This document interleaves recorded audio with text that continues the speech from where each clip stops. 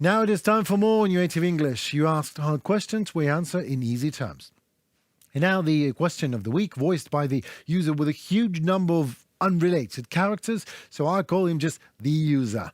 And the question is, maybe it is debris from Ukrainian anti-missiles that missed their targets?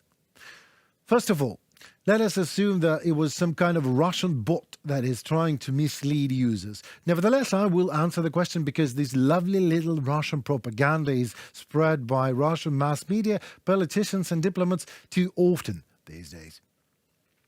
Important to know that this question was asked in the comment under the episode where we talked about another missile attack on Kiev.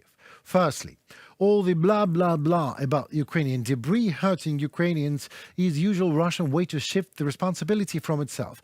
I'm sorry, but what caused this debris to appear after all?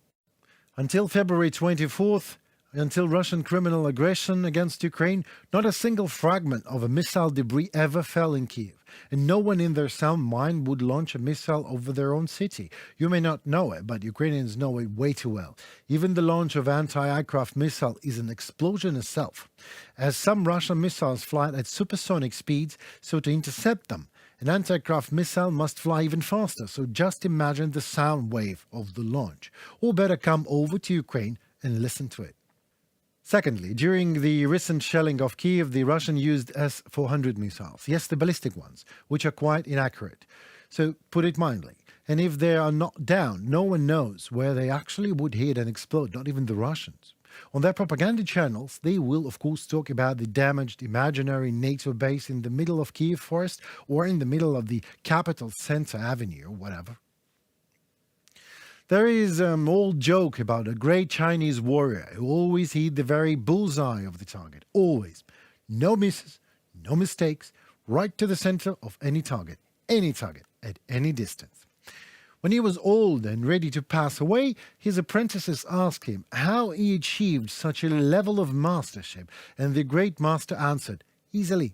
While you aim at the target with your arrow, I do exactly otherwise. I aim at my arrow with a target.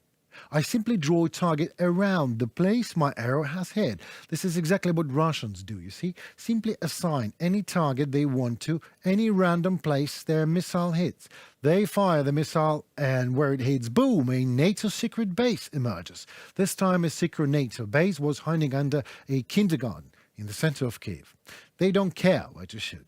And we care to minimize the damage caused by their dreadful indifference as much as we can. So, what do you suggest, dear Russian user?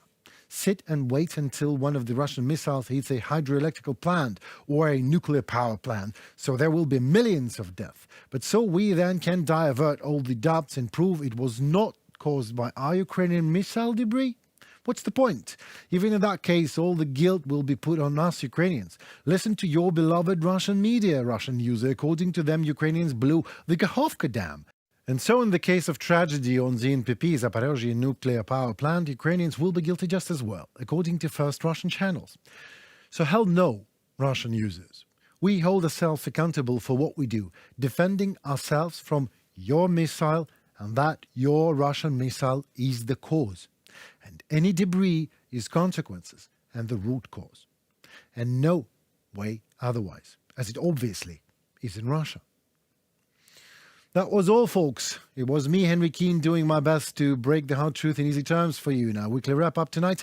Please find UATV English online. And if you like what we do for you, please like us in return, comment and subscribe. Let us know what you think. Your opinion matters.